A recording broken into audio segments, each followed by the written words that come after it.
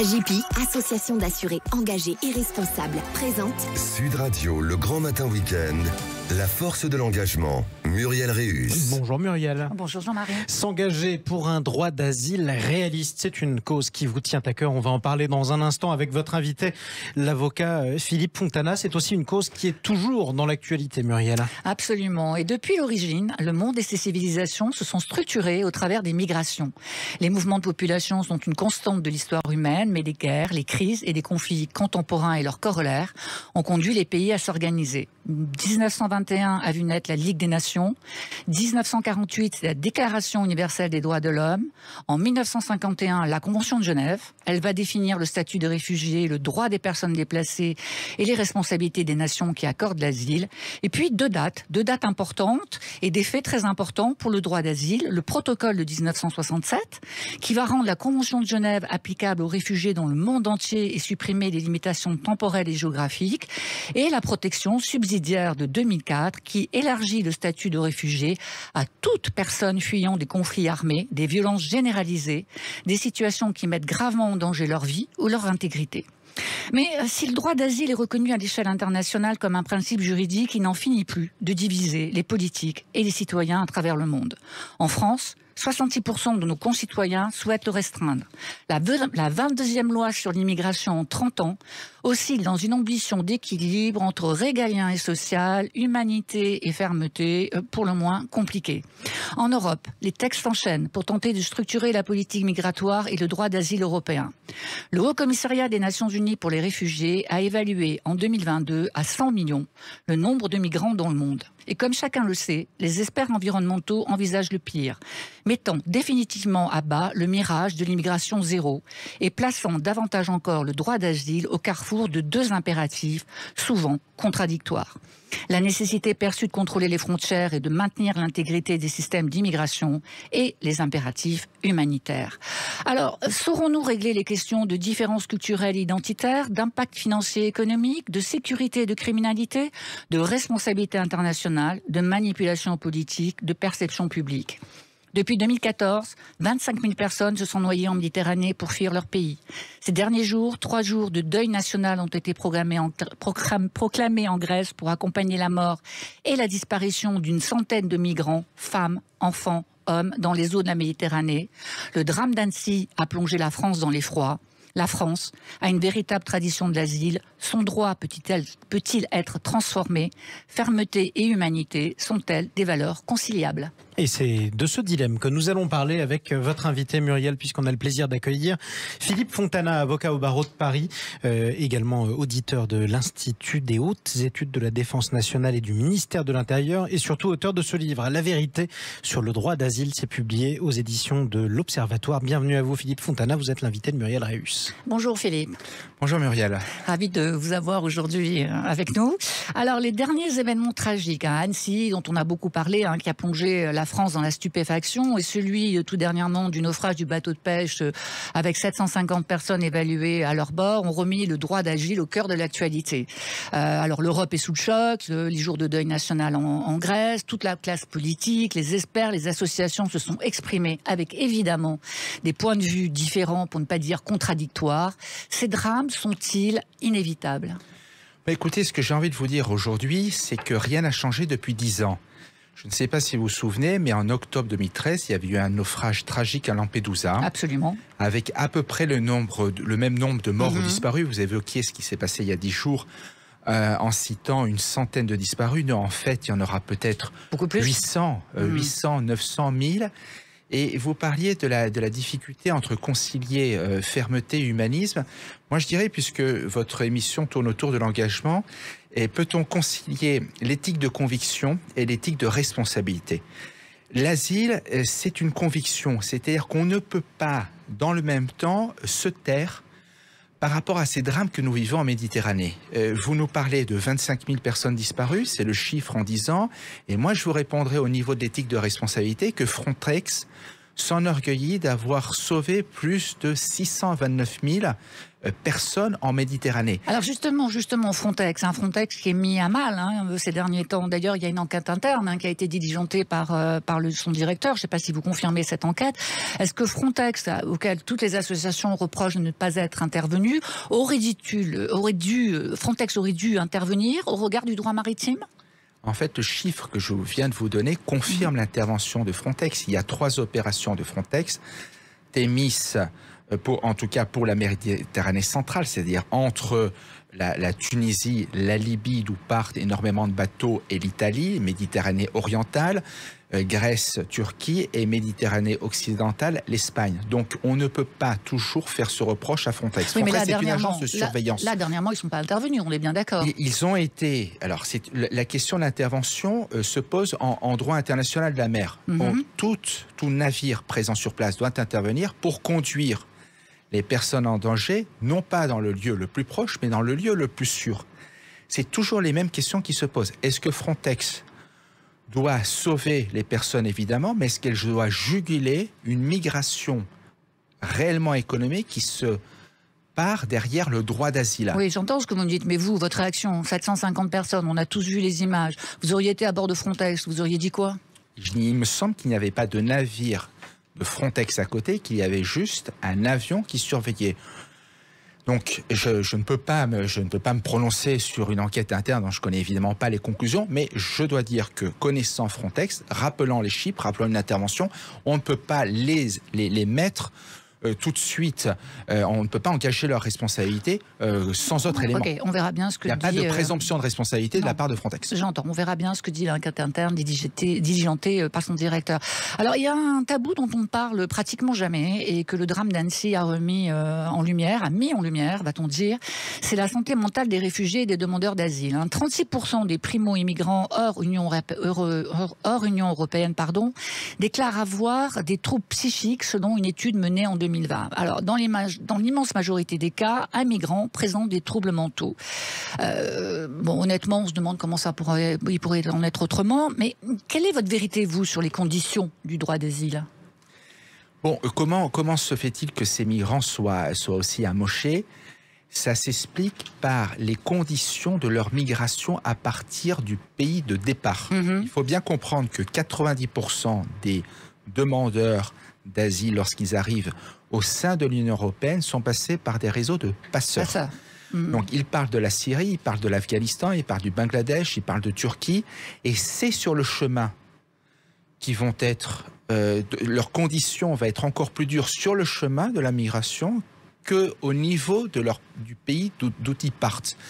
Et c'est pour ça qu'il est très important d'utiliser la notion de pays tiers sûr ou de pays d'origine sûre pour protéger les migrants et éviter qu'ils ne subissent des crimes, viols, esclavagisme entre le pays de départ et le pays d'arrivée. Rappelons encore une fois que 60% des demandeurs d'asile en France se font débouter. Donc l'asile est quand même une autoroute de contournement de l'impossibilité de venir légalement en Europe, et en tout cas en France.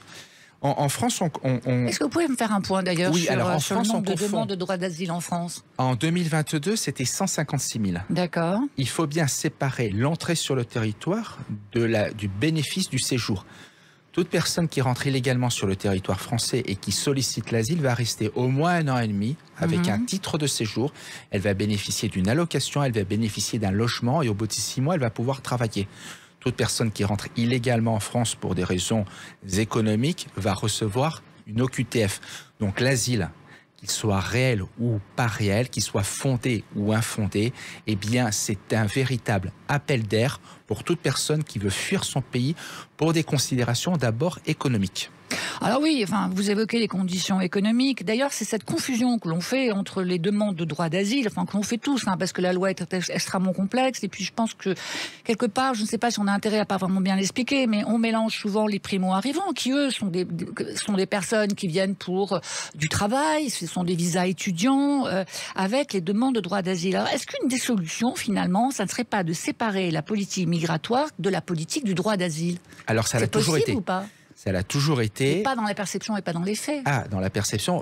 En fait, La question des étrangers est tellement confuse en France que, justement, j'ai voulu écrire ce livre sur le droit d'asile pour d'abord rappeler son origine, son caractère sacré, et ensuite déterminer qui pouvait obtenir ce droit, c'est-à-dire toute personne qui est persécutée en raison de ses opinions politiques, de sa nationalité, de l'appartenance à un groupe social, ça c'est la Convention de Genève. La Constitution protège le droit d'asile en parlant de combattants de la liberté, donc c'est vraiment un épiphénomène. Et puis vous avez la question de la protection subsidiaire. Vous avez rappelé que c'est une protection qui est très récente, en 2004, et qui bénéficie à énormément de migrants, puisque en fait, de manière résumée, c'est toute personne qui est impactée par un conflit, qui subit une violence aveugle, entre autres par la guerre qu'elle vit dans son pays. Donc vous imaginez bien que tout Syrien, tout Afghan qui a subi une violence aveugle dans son pays peut bénéficier de la protection subsidiaire qui est en fait quasiment comme le droit d'asile en France. Donc vous avez eu un nombre très important de personnes qui sont venues en 2015-2016 en Europe bénéficiant de la protection subsidiaire après les guerres que j'ai rappelées. D'où la confusion, puisque ces personnes, contrairement aux Ukrainiens, ne sont pas revenues dans leur pays d'origine et n'entendent pas y revenir. Bon, on comprend bien quand même que tout ça est un peu schizophrène et générateur de conflits entre générations, entre citoyens, associations et politiques.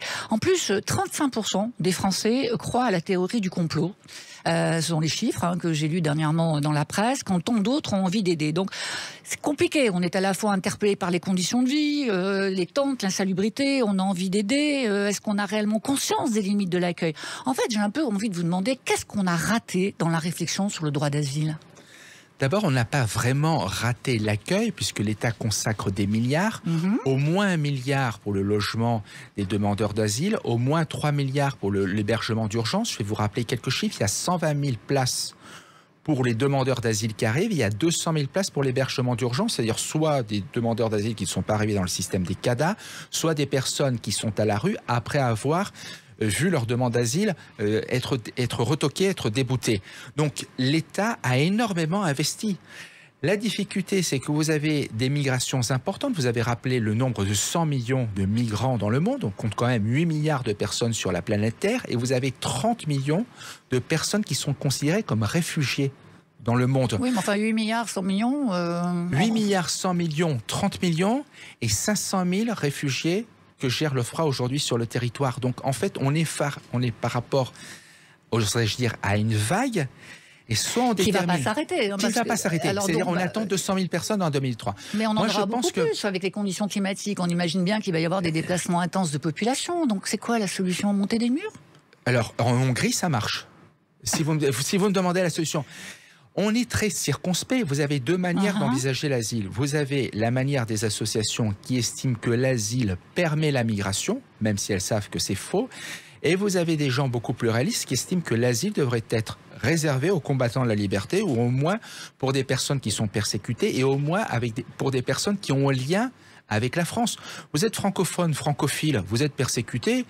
Oserais-je dire, bienvenue en France, on va vous donner une allocation, ce qui est prévu, mais l'allocation pour 10, je vais vous rappeler un chiffre, en 1973, il n'y avait que 1600 demandeurs d'asile. Oui, je connais les chiffres, je sais bien qu'il y a une évolution très forte. 156 000. L'évolution, elle ne peut que contribuer au mauvais accueil du demandeur d'asile et en faire un paria et en fait une personne qui détourne. Les associations, elles voudraient que tout le monde bénéficie du droit d'asile. Sans parler des associations, quand vous parlez de l'évolution, il y a bien une 22e loi, une Xème loi, donc la 22e loi sur l'immigration en France, portée à la fois par le ministère de l'Intérieur et celui du Travail, avec son corollaire dont j'ai parlé tout à l'heure, plus d'intégration pour davantage d'inclusion et plus d'expulsion pour davantage de répression. Est-ce que cette loi, elle est réaliste pour vous?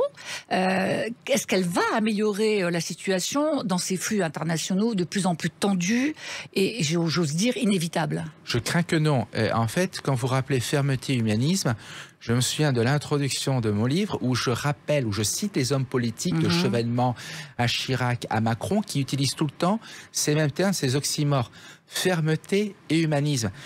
Je crains qu'on se paye de mots. Alors, est-ce qu'on se paye de mots aussi avec le Conseil de l'Union européenne qui vient d'approuver 2 textes qui prévoient de modifier la politique migratoire européenne. Donc, ça sera au Parlement européen de trancher. On les connaît, ces nouvelles mesures. Hein. Elles ont été éditées des centres de transit qui existent déjà, mais qui apparemment vont être augmentés. Peut-être vous allez nous éclairer sur le nombre de places de ces centres de transit. Réduire à 6 mois maximum l'examen des demandes pour faciliter le retour vers leur pays d'origine ou de transit. Et la mise en œuvre très contestée d'une solidarité européenne, notamment à l'égard de l'Italie et de la Grèce, assortie d'une peine d'amende, enfin d'une amende de 20 000 € par exilé refusé dans ce cadre. Vous en pensez quoi ? Je pense qu'il faudrait augmenter le filtrage tel qu'il a été défini justement dans ce préaccord entre le Parlement, le Conseil et la Commission. En fait, le dernier concept, c'est le concept de la relocalisation. C'est-à-dire qu'en fait, vous avez énormément de migrants qui arrivent en Italie, en Grèce. Ces 2 États ne peuvent pas y faire face. Et donc, ils souhaiteraient que la France et l'Allemagne prennent une part plus importante, accueillent des migrants, les logent et attendent la fin de l'instruction pour savoir s'ils sont considérés comme réfugiés ou pas.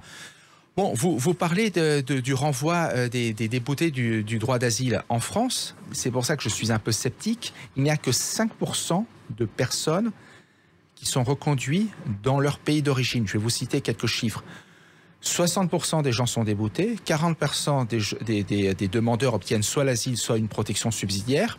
Et le reste va rester en France parce qu'entre-temps, il va se marier, ils vont avoir des enfants, ils vont avoir un travail. Donc 6 mois pour instruire une demande aux portes de l'Europe, c'est beaucoup trop. Alors, pour en savoir plus, La vérité sur le droit d'asile de Philippe Fontana aux éditions de l'Observatoire. Merci Philippe. Merci Philippe Fontana et merci à vous Muriel Réus. On vous retrouve dimanche prochain pour un nouveau numéro de La Force de l'Engagement. Merci Jean-Marie. Sud Radio, le grand matin week-end, La Force de l'Engagement, Muriel Réus. Avec AGP, association d'assurés engagés et responsables.